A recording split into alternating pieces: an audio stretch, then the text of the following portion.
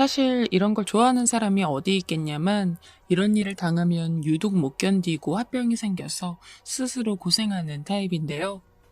그런데다가 하필 결혼하고 시댁 문제 때문에 저는 더더욱 머리를 싸매고 살게 되었어요. 우리 시누이는 저랑 2살 위인데 저희 부부보다 조금 늦게 결혼을 했어요. 사실 상견례 때부터도 썩 마음에 들지 않았고 남편이랑 연애할 때도 한두 마디 말을 자꾸 얻는 게 느껴져서 불편했었는데요.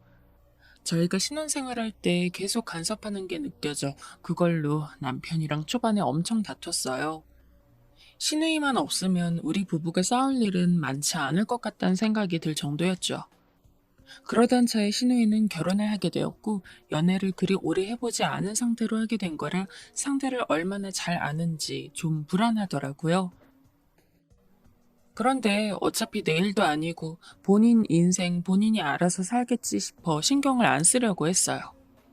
그런데 역시나 뭐가 좀 안 맞았던지 얼마 안 되어 이혼을 하게 되었답니다. 들어보니 신우 남편은 보통 망나니가 아니더군요. 사실 시누이라는 존재 역시 밉살맞고 싫긴 했지만 자기 남편한테 당했던 이야기를 친정이랍시고 시댁에 와서 늘어놓는데 듣는 내내 좀 안타까웠어요. 이 말을 들으신 시부모님도 뒷목을 잡으시며 그걸 왜 이제 이야기하냐고 분노하시더라고요. 글쎄 그 사람이 하루가 멀다 하고 툭하면 날 때렸어. 그것도 애들 앞에서. 거기다가 연년생으로 둘째도 임신했는데 그런 거 상관 안 하고 툭하면 머리채를 잡지 뭐야? 신우이는 결혼에 대한 환상을 상당히 많이 갖고 결혼하기도 했고 그렇게 행복하고 싶다고 노래 불렀던 사람인데 저런 꼴을 당했다고 하니까 너무 안쓰럽긴 하더라고요. 당시에 3살, 2살짜리 아기들을 데리고 홀로 나와서 친정으로 들어오게 되었어요. 그런 남편과 살면서 하도 얻어맞아서 그런지 인상도 변했고 원래 좀 표독스러운 인상이긴 했지만 한층 더 우울하고 얼굴빛이 어두워졌더라고요. 게다가 자기가 홀로 애를 키워야 하니 그 스트레스가 많아 그런지 툭하면 자기 애들을 무섭게 잡아대고 썩 보기 좋지 않았죠. 그래도 시어머니는 딸이 속에 화가 많아서 저럴 수밖에 없는 것 같다며 안타까워 하시는데 자기 딸이니까 그랬던 것 같아요. 어차피 시누이는 시댁에 들어와서 살고 우리 가족은 근처에서 살고 있었으니 특별한 일 아니면 서로 마주할 일도 없어서 그럭저럭 보냈답니다. 그런데 아버님이 병원에 입원하게 되면서 문제가 일어나게 되었어요. 남편도 너무 걱정스러워하고 저도 신경 쓰여서 반찬이랑 해서 갖다 드리기도 하고 가끔 들렀는데요. 저희도 아기를 막 낳아 키우고 있으면서 직장도 다니다 보니 일일이 쫓아다니고 챙기기가 어렵더라고요. 둘이 돌아가면서 아버님 계신 병원을 가보게 되었는데요. 갑자기 거기서 웬 불청객이 나타나 저에게 삿대질을 하며 이래라 저래라 불같이 화를 내더라고요. 그건 바로 저희 신우였어요. 퇴근하고 애 챙겨서 반찬까지 만들어 챙기느라 바쁘게 쫓아온 저에게 고래고래 괴성을 질러대더군요. 올케! 대체 며느리 노릇도 제대로 안 하고 뭐 하는 거야? 우리 아빠 아픈데 매일매일 들렀어야지. 엄마한테 전화해보니까 엊그제 다녀갔다면서. 가뜩이나 바쁘고 여기 쫓아오느라 아들에게 밥을 빨리 먹였더니 체해서 정신이 없는데 말입니다. 솔직히 같이 따지고 싶고 저도 짜증이 확 올라오더라고요. 어쨌든 시누이니까 말을 함부로 할 수도 없고 해서 그냥 참았지만 생각할수록 너무 부글부글 열이 끌어올라 진정이 안 되더군요. 그런데 이때 한번 넘어갔더니 진짜 가관도 아니더군요. 하루가 멀다 하고 전화를 해서 저한테 온갖 심부름을 시키는 거예요. 듣다 나중엔 남편조차도 전화 기회를 뺏어서 야단칠 정도로 심했어요. 올케, 우리 아빠 짠 거 못 먹으니까 반찬 좀 신경 써서 해. 계란 같은 거 묽게 해서 찜 같은 거 좀 해주고. 아, 그리고 하는 김에 좀 넉넉하게 해서 우리 집도 좀 갖다 줘. 우리 애들 계란찜 좋아하는데 엄마가 자꾸 병원 왔다 갔다 하느라 밥도 잘 못 챙긴단 말이야. 오늘 바로 해줄 수 있지? 이 말에 너무 화가 나서 부르르 떨고 있는데 결국 보다 못한 남편이 전화를 받아서 대꾸하더군요. 누나, 이 사람한테 자꾸 전화하지 말고 할 말 있으면 나한테 해. 왜 그러는데? 그랬더니 신우이가 기분이 나빴는지 퉁명스럽게 전화를 끊었어요. 신우이가 왔다 가거나 전화를 걸어대면 우리 부부는 늘 싸웠죠. 저는 남편에게 할 말을 왕창 쏟아냈고 남편도 제 마음을 알긴 하지만 그래도 자기 가족이니 싫은 말을 하는 게 기분이 나빴나 봐요. 우리는 매번 이런 걸로 싸우다 지치고 지쳐서 저는 더 이상 이렇게는 못 살겠다고 혼자 마음을 먹게 되더군요. 무슨 힘든 일이 있을 때마다 자꾸 자기 가족 편만 드는 남편에게 지치고 저도 일하면서 경제력이 있는데 이렇게 살고 싶지 않았어요. 아들 하나이니까 어찌저찌 살지 않을까 하는 생각도 하고 있었고 남편에게도 더 이상 니네 가족 때문에 너랑 못 산다고 괴성을 질러가면서 몇 번이나 엄포를 했었어요.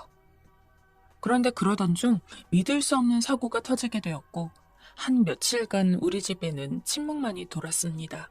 엉망진창이 되어버린 상황이 머릿속에서 좀처럼 빨리 정리가 안 되더군요. 사람이 하는 선택이라는 건 다 이유가 있지만 그건 본인만 이해할 수 있는 것이지 타인에게도 납득이 되는 건 아닌 것 같아요.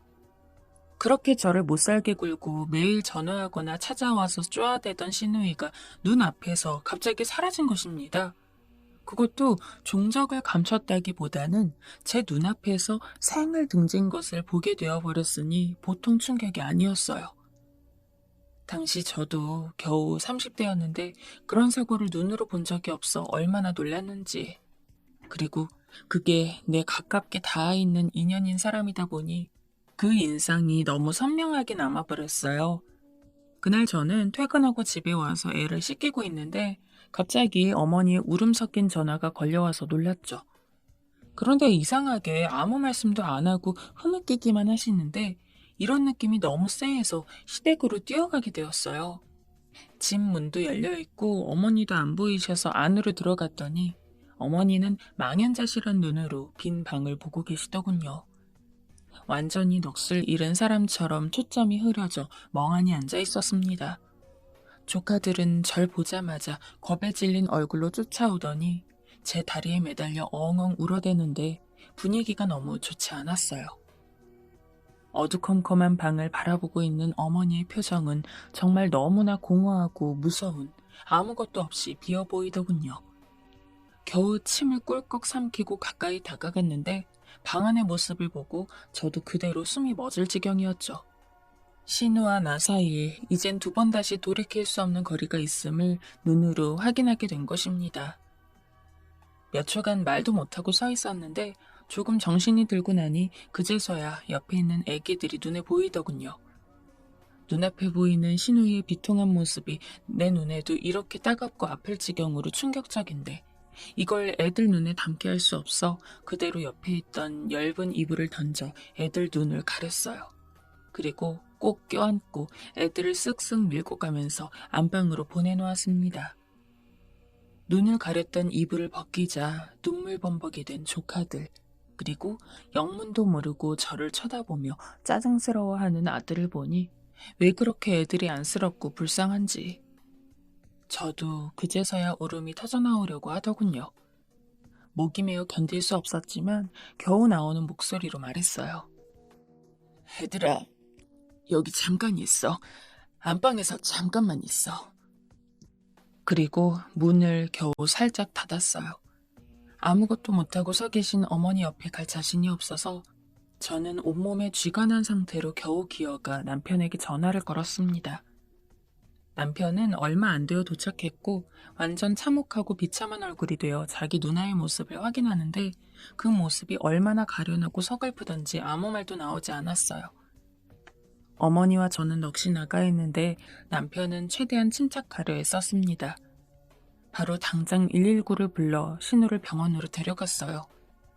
그렇게 완전한 사망 선고를 하는 의사를 보고 있자니 그동안 신우를 미워했던 제 자신이 싫어졌습니다. 우리는 그렇게 무섭고도 비통한 하루를 보냈고 신우의 장례를 치르는 중에도 어머니는 말을 잊지 못하셨죠.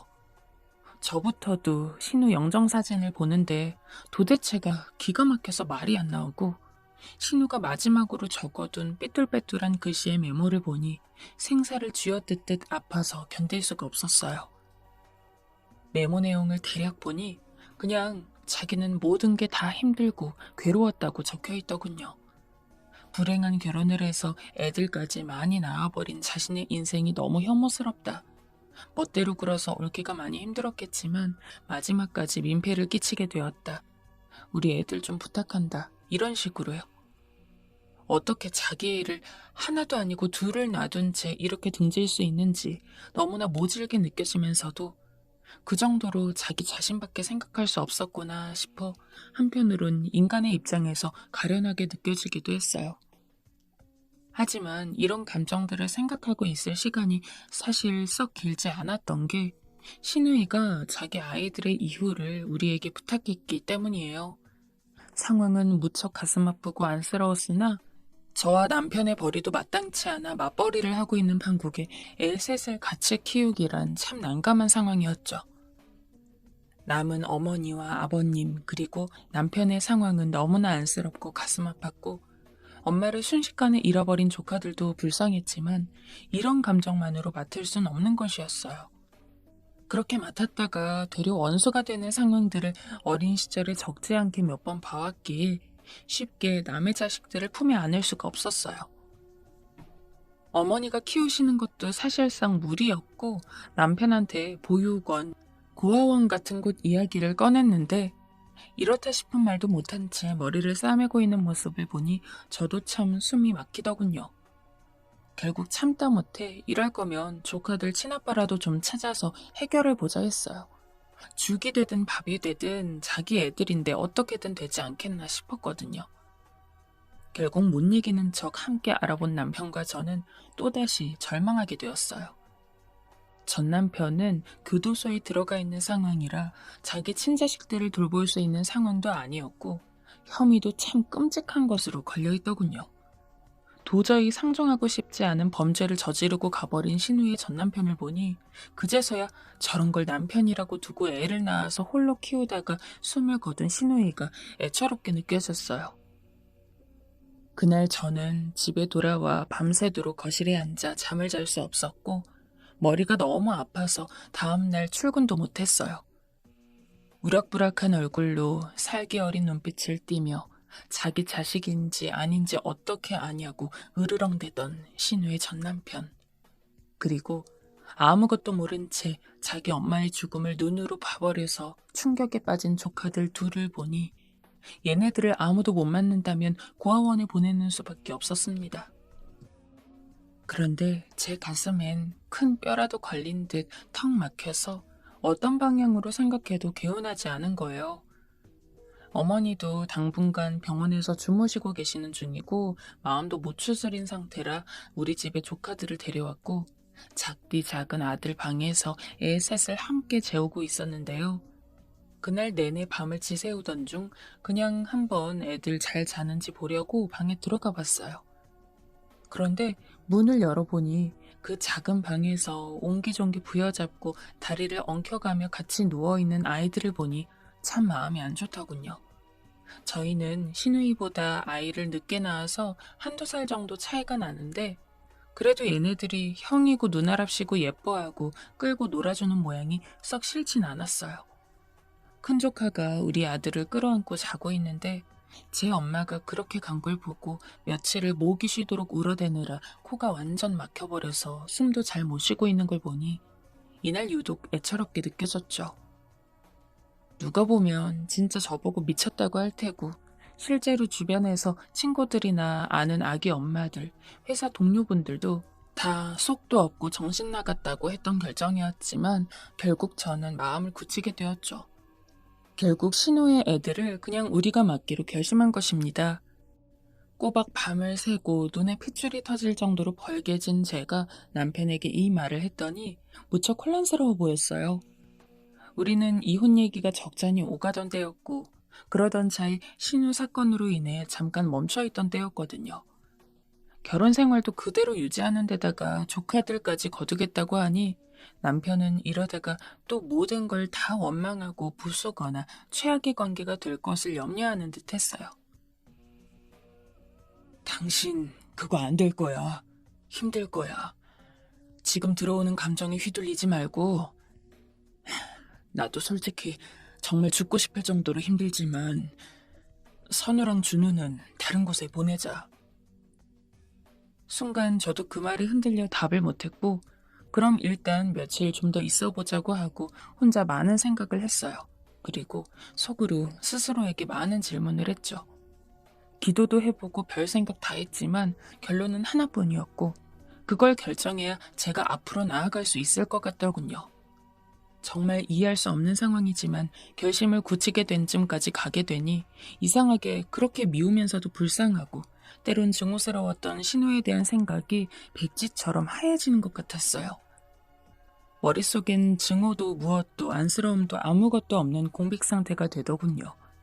결국 남편도 제가 몇 주에 걸려 결심하는 걸 보더니 본인도 크게 마음먹은 듯 받아들이게 되었어요. 우리 집은 아주 작은 집이었지만 거기서 아이들 셋은 서로 앞서거니 뒤서거니 하며 자라나게 되었죠. 남편은 우리 집에 조카 둘이 신세를 지고 있는 셈이 되어서 그런지 예전과 달리 퇴근하면 무조건 집에 일찍 들어와서 남자아이 둘을 씻기고 어떻게든 같이 시간을 보내려 했어요. 아마도 제 눈치를 보았던 것이리라 생각해요. 저는 여전히 일했고 아이들 신경을 많이 못 썼지만 참 다행히도 조카들은 잘 자라주더군요. 저는 그저 아이들이 우리 집에 있는 생활을 허락했고 그 애들이 먹고 자라고 공부할 돈을 남편과 함께 벌면서 된 것 정도였죠. 그리고 집에 돌아왔을 때 아이들이 불편해하지 않도록 가능한 우리 아들과 비슷하게 대해주려고 했고요. 그런데 조카들은 별일 없이 자기 할 일들을 잘 챙겨가며 자라는데 우리 아들은 막내 티를 내면서 제법 사고를 치기도 했어요. 사춘기 때는 엄마인 저와 완전히 등을 져버리곤 가출을 해서 거의 2주간 돌아오지 않았어요. 남의 자식으로 인해 마음고생은 안 했지만 내 배로 낳은 아들 때문에 그렇게 울어보긴 처음이었는데 나이가 2살 위인 큰 조카가 학교 애들을 수소문해서 결국 금방 잡아오게 되었죠. 그때 얼마나 고맙던지. 그러면서도 한편으론 창피한 마음에 제대로 인사도 건네지 못했답니다. 하지만 그 뒤로 큰 조카는 저희 아들이 다시 밖으로 뛰쳐나가려고 하면 잡아다 두고 본인이 다니는 고등학교로 똑같이 진학할 수 있게 방향을 잡아주었어요. 큰 조카는 공부를 잘하는 편이라 괜찮은 고등학교를 갔고 거기서 과외가 필요한 것 같아 제가 조금 무리해서 학원을 보내주었죠. 공부하고 싶은데 눈치를 보는 모습을 보니 안쓰러워서 눈 딱 감고 보내주게 되었는데요. 이후로 크게 고생하지 않고 좋은 대학에 들어가는 걸 보니 참 흐뭇하더라고요. 그리고 제 아들까지도 공부하는 방향을 어느 정도 봐주더니 아들도 큰 조카와 같은 학교는 아니지만 비교적 좋은 대학에 들어가게 되어 그때 얼마나 한숨을 놓았는지 모릅니다. 마치 과외 교사 마냥 틈틈이 잘 가르쳐주니 아들은 자기의 친척형을 부모인 우리보다도 의지하더군요. 저희보다는 자기네들끼리 치고 박으며 어울린 시간들이 길어서 그런지 완전히 친형제처럼 지내고 있었어요. 그렇게 살아오다 군대도 제대하고 직장에 들어간 큰 조카는 어느새 결혼을 하겠다며 아가씨를 데려왔고 얼마 지나지 않아 작은 조카도 사위감을 데려와서 결혼 얘기를 하더군요.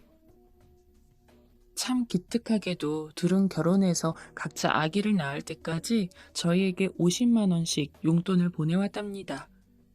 이제 자기들 가정이 생겼고 아기를 낳게 되면 돈도 많이 들 텐데 그 이후엔 받을 수 없다고 제가 못을 박았어요. 넉넉지 못하게 키웠는데 저를 외숙모가 아닌 엄마라고 불러주는 모습을 보니까 저도 제가 직접 낳은 자식은 아니지만 제법 애착이 있었죠. 특히 조카들 결혼시킬 때 혼주 자리에 저와 남편이 앉았을 때 꽤나 눈물이 나서 혼났어요. 정말 뭐든 할 바를 다 했다 싶어서 나름 뿌듯하기도 했고요. 그리고 뒤이어 웬만해선 자기 친척형의 발자취를 따라가려 애쓰던 우리 아들도 대학 졸업을 한 후 사업을 한다고 여기저기 일을 벌이더니 그런 상태로 얼마 안 돼 결혼을 하더군요. 어째 애들이 이렇게 많지 않은 나이에 결혼을 하나 싶었지만 그렇게 하나둘씩 둥지를 떠난다고 생각하니 약간 서운하기도 했어요. 큰 조카와 작은 조카는 얼마 안 가 자기 아이들을 낳아서 종종 데리고 왔는데 저희 아들은 결혼 3년 차가 되도록 딱히 소식이 없었어요.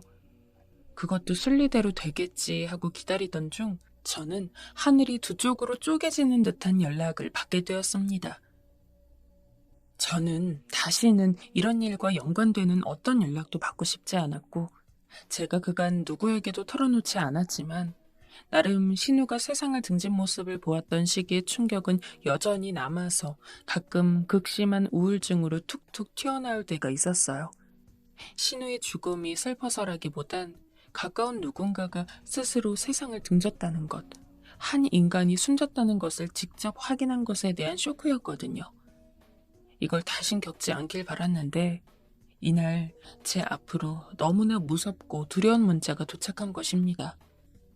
바로 제 아들이 저에게 보내온 것이었으며 그 내용은 왜 이제서야 제가 알게 된 건지 한심할 정도로 끔찍했어요. 사업을 벌인다며 집에 안 들어오기도 했고 가끔 며느리에게 연락해보면 왠지 퉁명스럽게 받는 것이 부부 사이도 안 좋아 보여 좀 걱정을 하고 있었는데요. 어릴 적부터 사고를 곧잘 치던 아이라 늘 마음이 쓰이긴 했는데 정말 감당이 안 되는 사고를 쳐버렸더군요.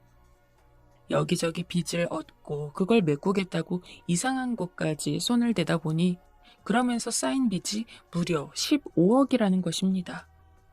이건 무슨 장난 같은 숫자처럼 들려서 처음엔 확실히 실감도 안 났어요. 아들은 저에게 이 빚을 감당할 수 없어 목숨으로 대신하겠다며 적어도 엄마 아빠와 자기 부인에겐 가지 않을 거라고 써두었더군요. 이게 흔히 말하는 보이스피싱 같은 거라면 차라리 얼마나 좋았을까요? 그런데 인생은 생각보다 이상한 곳에서 아주 냉정하게 현실적이고 자기 존재를 적나라하게 알려오는 것 같아요. 저는 벌벌 떨며 며느리에게 전화했지만 몇 번 받지 않다가 겨우 받은 며느리는 그게 사실이라는 것을 증명해 주더군요. 어머니, 사실 저희 몇 달 전에 이혼했어요. 그이가 말하지 않았나 봐요. 더 이상 어머니랑 통화하고 싶지 않으니 이제 연락하지 말아주세요. 상황을 보니 빚 때문에 싸우기를 거듭하다 못 견딘 아들 부부는 결국 이혼을 했나 봐요. 그리고 아들은 더 이상 감당할 수 없는 지경에까지 이르러 저에게 마지막을 구한 것이고요. 이 이상 아무런 것도 할 수 없었고 저는 왜 그랬는지 모르겠지만 결국 다시 큰 조카에게 그리고 이후 작은 조카에게도 이 사실을 알려 제발 아들을 같이 찾아봐 달라고 부탁했어요. 남편도 사색이 되어 경찰서로 뛰어갔고 시간이 얼마 지나 위치 추적을 하고 수소문한 결과 겨우 찾아낼 수 있었죠. 하지만 아들의 모습은 너무나 위태해 보였고 당장이라도 조금의 시간만 생긴다면 극단의 일을 벌일 것처럼 불안해 보였습니다. 저는 모든 일들에 대해 많은 긴장과 극도의 두려움들이 커졌기 때문에 순간 정신을 잃었고 나중에 눈을 떠보니 집이었어요. 그런데 주변을 둘러보니 큰 조카와 작은 조카네 가족들이 와 있었고 아들도 벌개진 눈으로 저를 보고 있더군요. 이렇게 제 주변을 둘러싸고 있는 가족들 얼굴을 보고 제 처지도 너무 서러워서 그저 눈물만 흘리는데 갑자기 아들이 황당한 말을 하는 것이었습니다. 꿈이 아니라서 원망스러웠던 이 현실이 갑작스레 뒤집어지는 이상한 타이밍의 말이었어요. 엄마, 나 빚 형이랑 누나가 해결해줬어. 이제 괜찮아. 미안해. 저는 말이 나오지 않을 정도로 놀라 그대로 조카들을 바라보았습니다. 큰 조카와 작은 조카는 그제서야 입을 떼더군요. 우리도 빚 많이 지고 갚긴 했는데 그래도 다들 일하고 있으니 어떻게든 되지 않을까요? 너무 걱정하지 마세요. 이 말에 마치 토하듯 한숨이 터져 나오면서 저는 그대로 통곡할 수밖에 없었어요. 세상에 너네가... 어떻게 너네들이... 큰 조카가 가까이 와서 다시 저를 보며 말하는데 저는 조카들의 눈을 쳐다볼 수 없어 고개를 들 수가 없었어요. 우리는 가족이잖아요. 돈도 빚도 솔직히 다 무섭지만 나는 우리 엄마 때처럼 또 가족을 잃고 싶지 않았어요. 얘까지 잃게 되면 난 정말 못 견딜 것 같았어요. 그건 선우도 마찬가지일 거야. 큰 조카와 작은 조카는 저나 남편에게 한 번도 자기 엄마에 대한 이야기를 한 적이 없어요. 아니, 가끔 어릴 때 기억을 말하긴 했지만 자기들 눈으로 본 엄마의 죽음에 대해서 입도 뻥끗하지 않았어요. 그러다 보니 저도 마치 그 둘의 그 죽음을 못 본 양, 아니 잊어버린 것으로 착각할 정도로 오랜 시간을 보내왔고요.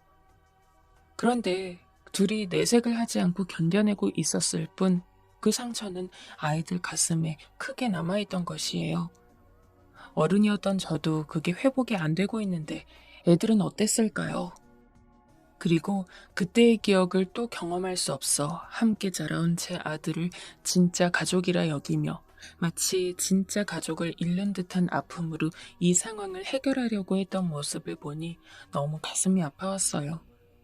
조카들이 이렇게 백방으로 뛰고 힘써준 덕분에 제 아들이 절벽 끝에서 겨우 살아 돌아오긴 했지만 한편으론 여러모로 마음 쓰고 괴로웠을 조카들을 생각하니 저는 아이들을 볼 낯이 없어 너무 괴로울 뿐입니다. 고마움이라는 감정을 뛰어넘어 외려 폐를 크게 끼친 것 같아서 죄스럽기도 해요. 미안하다고 울기만 하는 저에게 왜 그런 말을 하느냐고 안아주는 이 착한 아이들을 정말 어쩌면 좋을까요? 제 아들 대신 져준 빚부터 제가 지게 된 마음의 빚까지 어떻게 갚아가며 살아가면 좋을지 생각이 참 많아지는 요즘입니다.